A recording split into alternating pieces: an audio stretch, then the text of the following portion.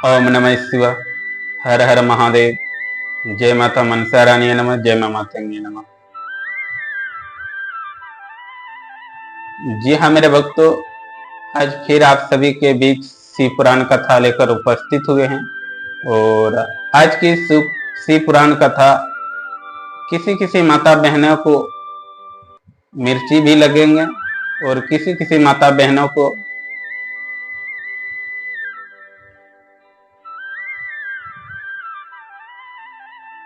अच्छे भी लगेंगे। मेरे भक्तों, मिर्ची भी लगेंगे और मिश्री भी लगेंगे आज की कथा में, ताकि आज की कथा सुनने का उद्देश्य कुछ और है और बहुत ही जानकारी आज की कथा में मिलेंगे। तो चलिए ज्यादा देर ना करते हुए शिव पुराण की कथा की ओर चलते हैं। और आज की कथा है मेरे भक्तों गुप्त कथा। मेरे भक्तों, जो देवी देवता में भरोसा मन उठ गया है उसके लिए भी आज की कथा में जानकारी मिलेंगे। समुद्र के निकटवर्ती प्रदेशों में एक व्यासकाल नामक ग्राम है, जहां वैदिक धर्म से विमुख महापापी द्विज निवास करते हैं। वे सबके सब बड़े दुष्ट हैं। उनका मन दूसरी दिशा भोगों में लगा रहता है। न देवताओं पर विश्वास करते हैं, न भाग्य के, सभी कुटिल वृत्त वाले हैं। किसान करते हैं और भांति भांति के घातक अस्त्र शस्त्र रखते हैं। वे भाईचारी और खल ज्ञान वैराग्य तथा समदर्थ सेवन ही मनुष्य के लिए परम पुरुषार्थ है। इस बातों को बिल्कुल नहीं जानते कि वे सभी परशुद्धि वाले हैं। जहां द्विज ऐसे हो वहां के अन्य वर्णों विषय में क्या कहा जाए वर्णन के साथ। मेरे भक्तों, लोग भी उनकी भांति कुछ विचार रखने वाले स्वधर्म रहते हैं, नित्य विषय में भोगों में डूबे रहते हैं। वहां की सब स्त्रियां भी कुटिल स्वभाव की स्वेच्छा नहीं, पाप सख्त कुटिल विचार वाली और व्यचारणी है। वे सदा विहार तथा सदाचार से स्वर्ण शून्य है। इस प्रकार वहां दुष्टों का निवास है।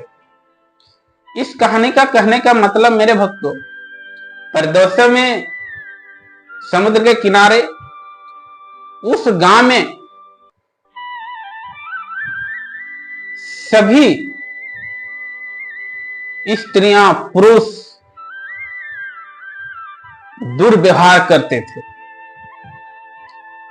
दुर्व्यवहार अपने पति पत्नियां के ऊपर नाखुश होकर दूसरे पत्नी पत्नियां के ऊपर भोग वासना करते थे। मेरे भक्त, पूरे जीवन इसी तरह जीवन वासना करते थे। चाहे आपके पत्नी खूबसूरत परी हो, लेकिन उसके पुरुष पतिदेव का विचार दूसरे स्त्री के ऊपर आना ही आना है। ईश्वर के ऊपर मन भरोसा उठ गया था और उसका जीवन यापन किसानी करते थे। अस्त्र शस्त्र हाथ में रखते थे एक दूसरे को प्रहार करने के लिए।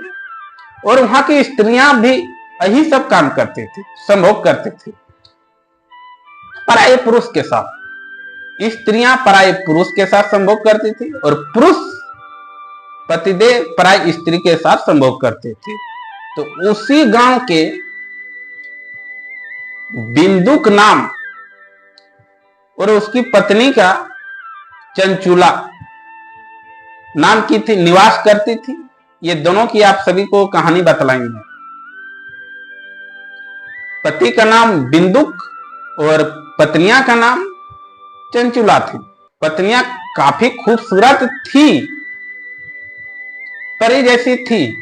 खूबसूरत में किसी प्रकार की कमी नहीं थी मेरे भक्तों, लेकिन उस गांव का दुष्व्यवहार ही कुछ अलग था। हाथ में अस्त्र शस्त्र रखना, 24 घंटा पराई स्त्री पुरुष के साथ संभोग वासना करना, उस गांव के स्त्री पुरुष का उद्देश्य यही था। तो बिंदुक पराई स्त्री, वेश्या स्त्री के साथ और वेश्या स्त्री के पति वह बन बैठे। और बिंदु का, उसकी पत्नी सही राह में चल रही थी, लेकिन उसका पति ये दुर्व्यवहार देखकर उसका पत्नी भी पराई पुरुष के साथ भोग संभोग वासना करना स्टार्ट कर दिए। और बिंदु का ये हाल हुआ मेरे भक्त, ज्यों ज्यों समय बीतता गया और पराई स्त्री के तो वह पतिदेव बन चुके थे और अपने पत्नियां का तो वह याद ख्याल सारा चीज भूल गए मेरे भक्त। और पराई वेश्या स्त्री के साथ वह संभोग करना काफी उसको अच्छा लगते थे। तो इसी तरह काफी समय बीत गया, बीतते बीतते वह बीमार हो गया। कौन? बिंदुक। बिंदुक जब बीमार हो गया तब वह उसको लेने के लिए यमराज के दूतगण आए। वो मारते पीटते घसीटते हुए उसको अपने लोक ले गए और वहां ले जाकर उसको काफी कष्ट हुआ और उसको पिशाच बन बैठे मेरे भक्त। वो पिशाच बन बैठे और पिशाच, बहुत बड़े पिशाच बन बैठे बिंदुक, जो मेरे भक्तों कान खोलकर सुन लीजिए, जो पराई स्त्री के साथ भोग संभवना करेंगे, भोग संभोग करेंगे, वह बड़े बड़े पिशाच बन जाएंगे।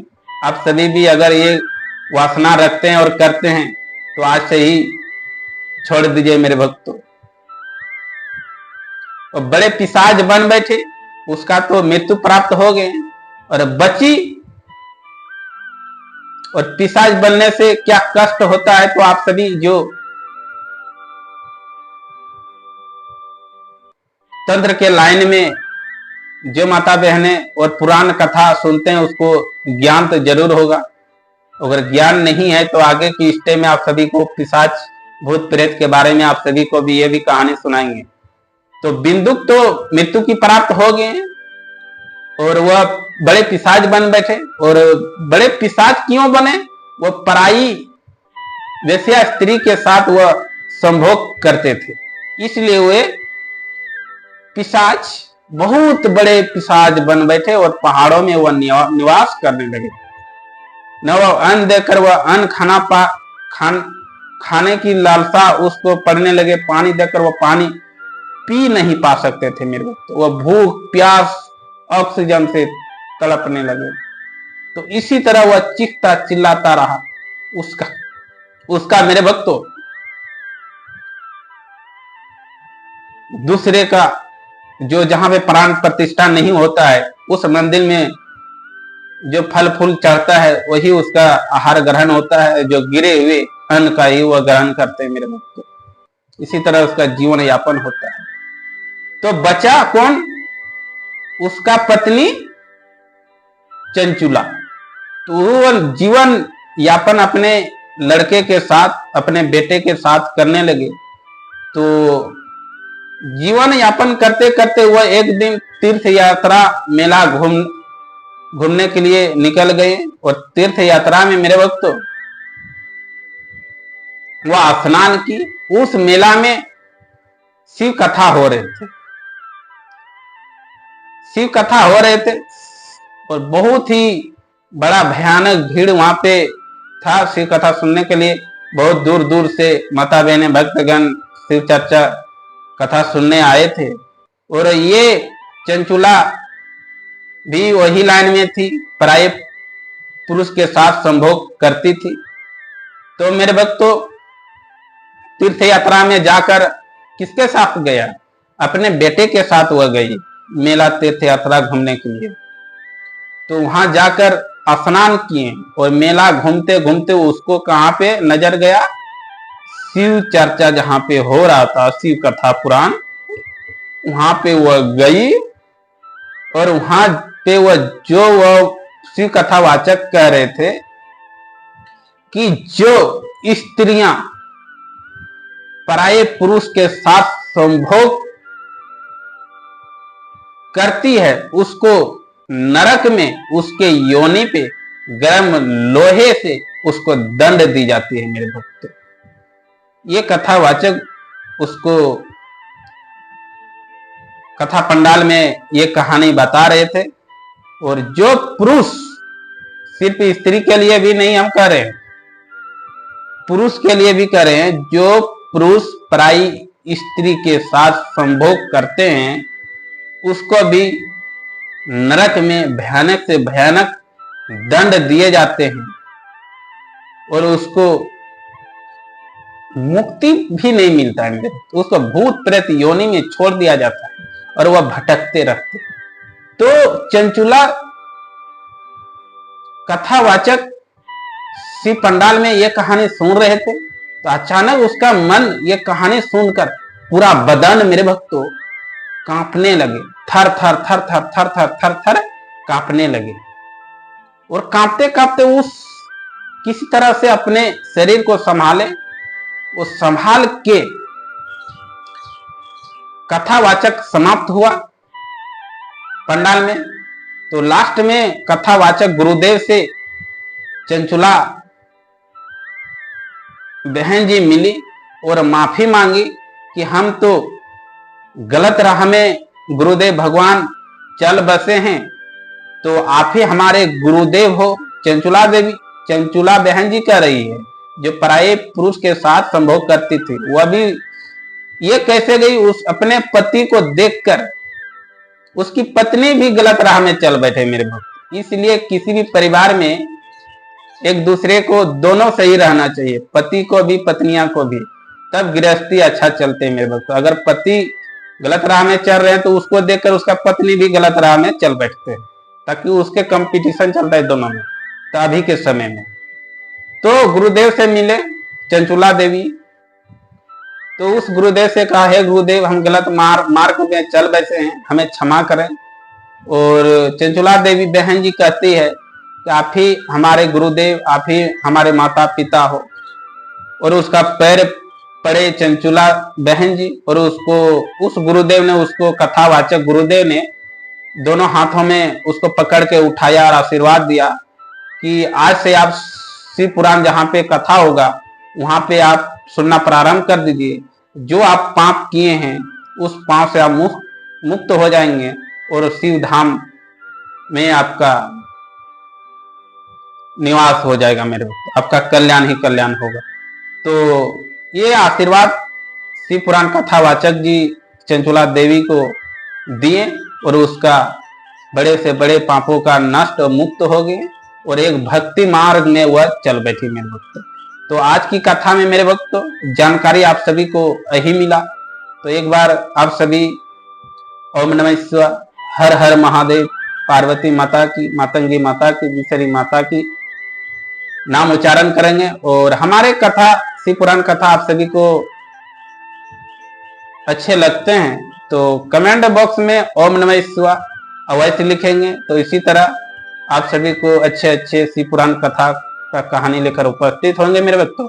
शिव पुराण क्या कहता है? शिव पुराण यही कहता है कि गलत राह में चलने वाले को अच्छे राह में चलाना, भक्ति मार्ग में चले, आपका कल्याण ही कल्याण होगा मेरे बच्चों। तो इसी तरह नेक्स्ट प्रोग्रामों में आप सबों से मुलाकात होगा। ओम नमः शिवाय, हर हर महादेव, जय माता मनसा रानी नमः, जय मां मातंगी नमः। फिर मिलते हैं किसी नेक्स्ट शिव पुराणों की कथाओं में।